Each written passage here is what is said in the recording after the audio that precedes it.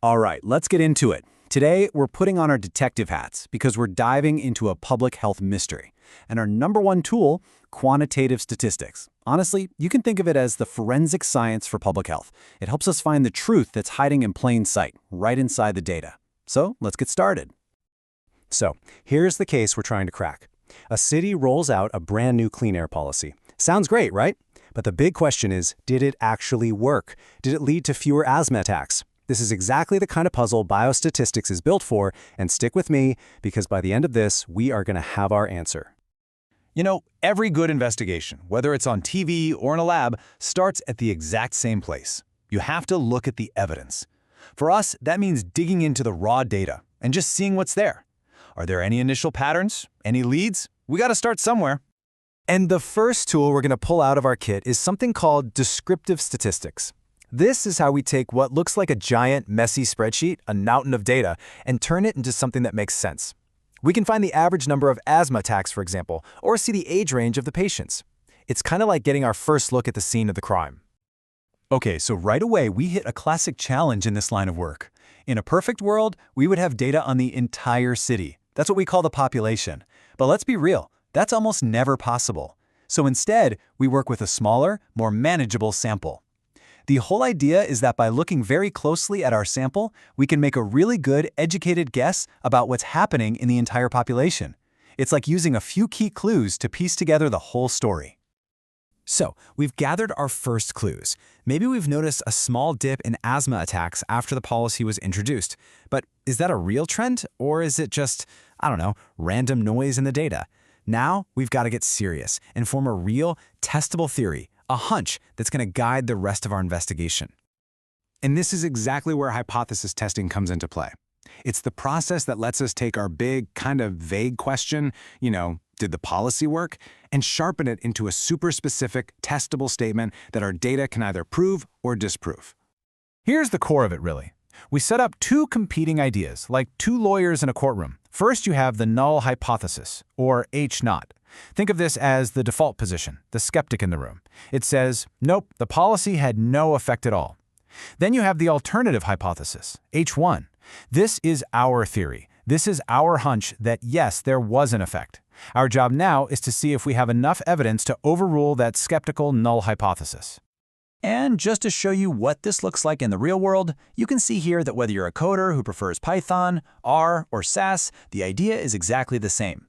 The syntax, the actual code you type, might look a little different, but the fundamental logic, testing our hypotheses with data, is universal. Okay, so we have our hunch, and we have a way to test it. But now we need to talk about the standard of proof. How strong does our evidence really need to be for us to be convinced? In statistics, we answer that question by talking about probability and risk. Probability is absolutely key. It helps us figure out if that drop in asthma attacks we saw is a real deal, or if it was just a random fluke, pure chance. A really low probability, what we call a low p-value, is what we're looking for. It suggests our evidence is strong and that what we're seeing is almost certainly not an accident. And to actually measure the size of the effect, we use tools like the risk ratio. This lets us directly compare the risk of an asthma attack in the group that got the clean air policy versus a group that didn't. It's awesome because it gives us a single concrete number to work with. We are getting really close to wrapping this case up. But listen, a good investigator, a good analyst, never just shouts yes or no. They communicate their findings with precision, and just as importantly, they're honest about how certain they are. And that is where the confidence interval becomes our best friend. Remember, we're working with a sample, not the whole population. So the confidence interval gives us a plausible range for the true effect.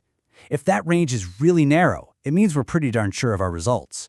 A wider range? Well, that means we're a little less certain.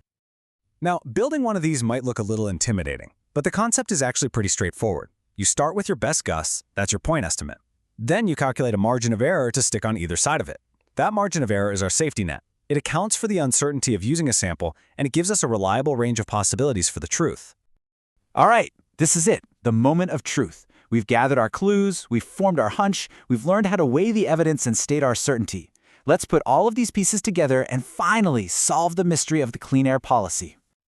First things first, we formally state our hypotheses. In one corner, we have the null hypothesis, H0, saying the policy did absolutely nothing.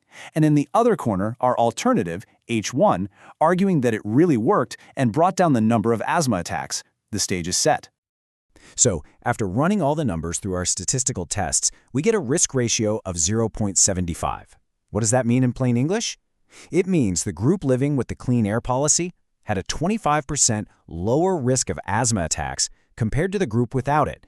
That is a very, very promising clue. But, and this is the big question, is that 25% reduction a real effect, or did we just get lucky with our data? To find out, we look at that probability we talked about, the p-value. And in our case, the p-value is tiny, which tells us it's extremely unlikely this result happened by chance. And for the final piece of evidence, we look at our confidence interval. It gives us a range from 0.65 to 0.85. Now, the key thing here is that this entire range is below the number 1.0. Because it doesn't cross 1.0, we can be very confident that the policy had a real beneficial effect. We're talking a plausible risk reduction somewhere between 15% and 35%. And with that, case closed. We can now state our final conclusion with a high degree of confidence. We have gathered enough statistical evidence to reject that skeptical null hypothesis. The clean air policy was in fact associated with a significant reduction in asthma attacks. It was a success. So there you have it. That's the basic toolkit for a public health detective. From looking at the initial data all the way to stating your certainty with a confidence interval, you now have the fundamental tools to go out and tackle your own public health mysteries. So, what would you look into? A new fitness program? The effects of a sugar tax? The possibilities are literally endless. I really hope you enjoyed cracking this case with me today. If you found this useful, do me a favor and like, comment, and subscribe for more explainers just like this one. You can also find the audio version on your favorite podcast platform. I'd really love to hear from you, so let me know what topics you want to see us break down next. Thanks for tuning in.